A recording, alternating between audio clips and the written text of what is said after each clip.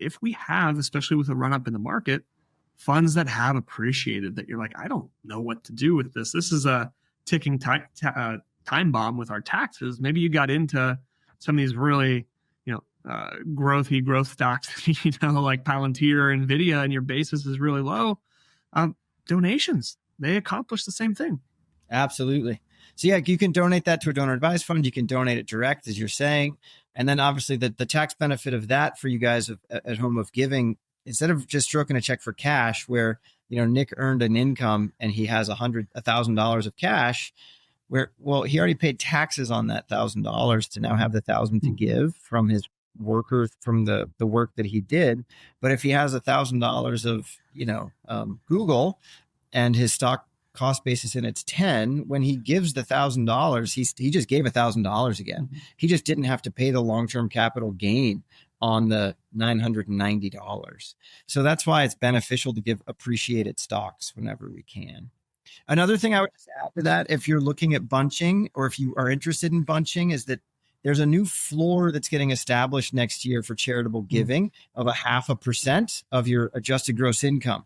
So if Nick makes $100,000, 0.5% of that's going to be $5,000. So he doesn't get to account giving on his tax return now until it's above $5,000. That starts in 2026. In 2025, that doesn't exist. So if you do want to do something like a bunching strategy or something like that, doing it this year makes a lot of sense.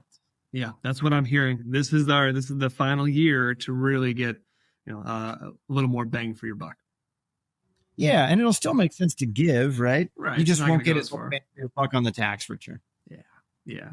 And as we look at those limits and talk capital gains and what have you, my mind also goes to Medicare and health insurance for early retirees, because being able to stay in a certain bracket from a Medicare, we call that, and we'll get into IRMA in just a minute, but understanding where we're going to fall in this current year helps shape the landscape of premiums going forward. Yeah, and you can remind me what IRMA means because I always forget, but for you people at home, essentially the Medicare premiums, A and D, are set off of what your tax return was 2 years ago.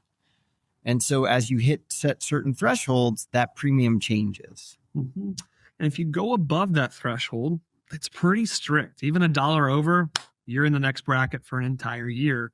IRMA stands for Income Related Medicare Adjustment, I believe. Somewhere in there, I'm missing an A. There's 2 A's in IRMA. I love that all of us know exactly what it stands for because it's so wonky. Neither of us care to know exactly what it stands for. We just know what it means and we can help people with it. Right. But that's not how we define our success as being perfect with can we say what IRMA stands for.